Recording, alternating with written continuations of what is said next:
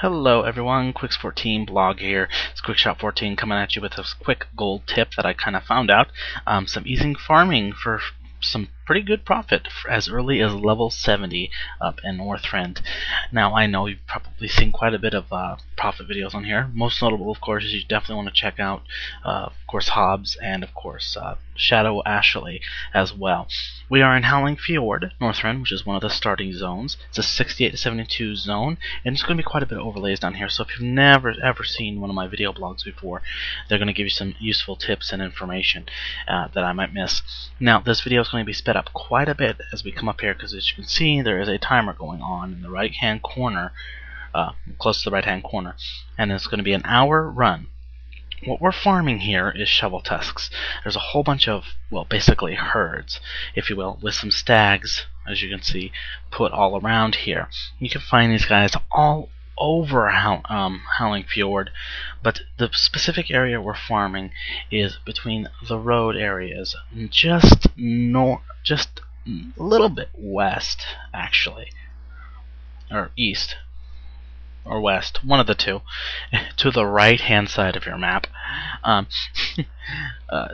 That area is just across the road from there. It's by where this river canyon is, and we're just doing a little circuit in this area between the road.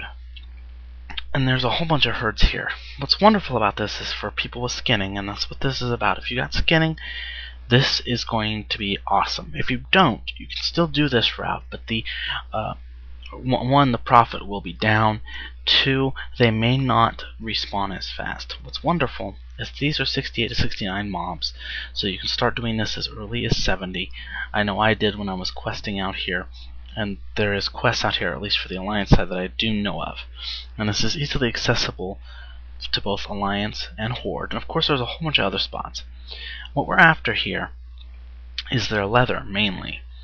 Now they also do have a good bunch of meat, especially double husk flanks.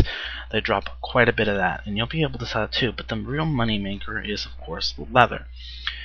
I was looking one time at the auction house to see how much heavy leather was, and it's insane. At least on my auction house on Echo Isles, on the Alliance side, it's insane.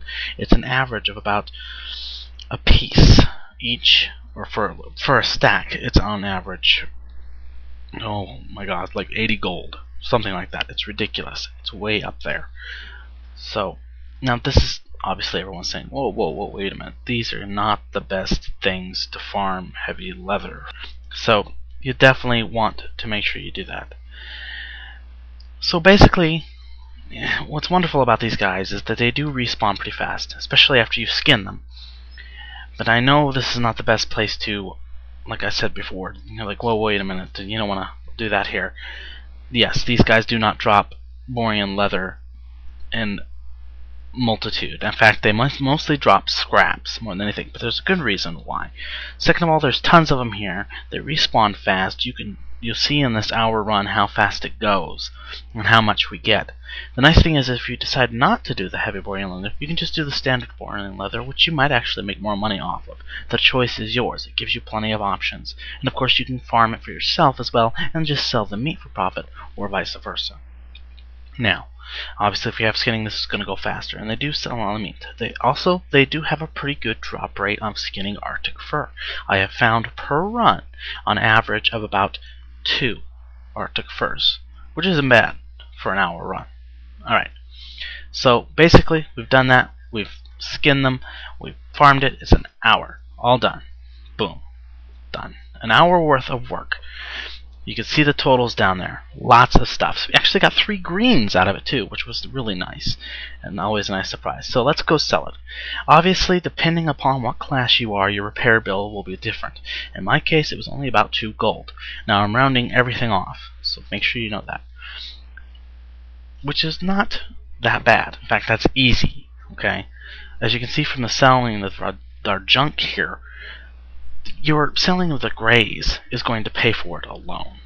So, and obviously how much you get in the hour is dependent upon your level and your class. Obviously paladins who do this method, who might be 80, can pull a hell of a lot more than I can. I am a Restro Druid at this current level, level 76 of this video, and you saw how well I was doing.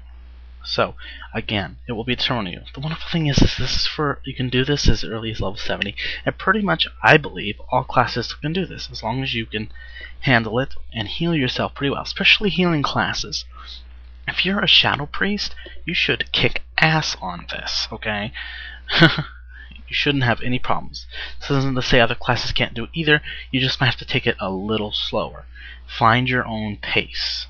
That's the key to doing this stuff. So now we're putting everything up on the auction house. Now I put everything on the auction house for 48 hours.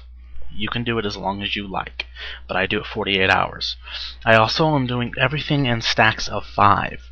This is for convenience reasons, so people can pick and choose as they like. I have found this works pretty well. You might put up an entire stack on there. The choice is yours. So, we're putting everything on there. Greens, everything we just got, except the Arctic fur. I'm actually keeping that for myself. So please keep that in mind in this profit ratio. This is not taking into account Arctic fur, as we all know sells very, very well by itself. So, we've got all that. We put them all up on the auction house. I put them up for 48 hours.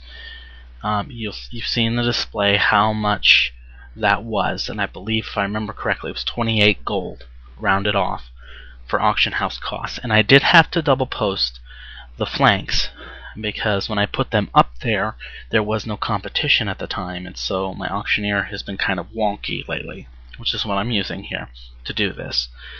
And so I had to put them, I took them all off, changed their level, brought them down so they would sell better, and they did. They worked just fine. All greens sold. I didn't have to put any of them up twice, except for one, and that sold up well. So honestly, reposting was nil, really, and it was very, very good. 28 gold to put all the stuff up isn't that bad. The thing that's going to cost you most is probably the heavy Borean leather. So if you're not putting that up, you're just putting up normal Borean leather, you're going to see your auction house costs a lot less. We did about 25, 26 gold in just grays, and so you're pretty much paying for it already. So what's the result? How well did we did? Well, Echo Isles is a funny little server when it comes to its auction house. Most times, especially around the weekends, you can't keep up on the auction house fast enough. Just sells. It has spikes of sells, and then it just kind of levels off. This was one of those times. So the sells did take a while, a lot longer than I expected, but they happened, and everything sold. Nothing was left behind. Like I said about the double posts, there wasn't that many. There was really only one real double post, since I made that mistake on the flanks. That was my mistake, and that was negligible.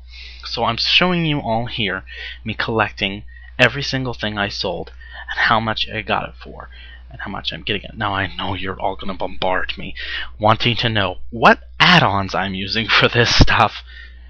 I'm doing an add-on special, my vlog series, so make sure you hit that subscribe button. Oh, I love advertising. Hit that subscribe button so you can find out in detail what I'm using.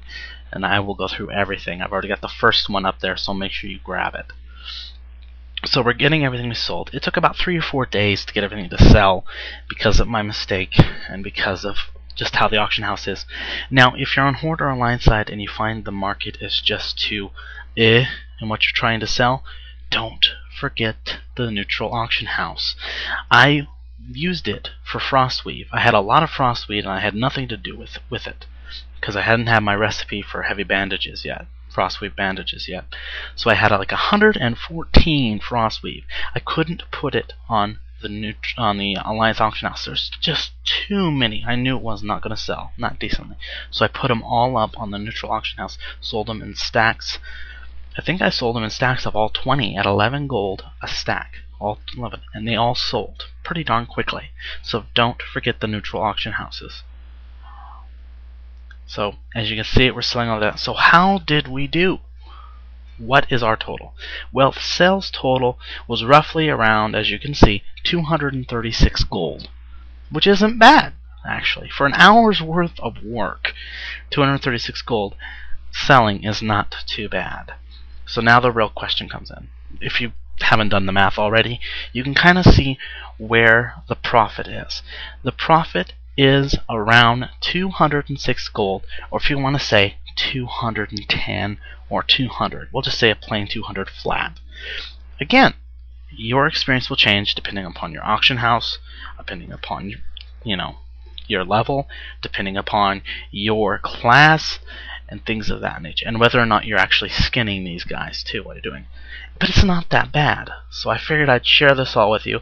I hope you find it informative and enjoyable. I hope it works out for you. Please let me know how it works on your server. Let us all know, and if I come up with anything more, I will definitely let you know. Please visit my blog website, Quicks14Blog at blogspot.com, and of course rate, comment, subscribe, check out my LPs, and of course the vlog and our specials. Thanks so much. See you next time.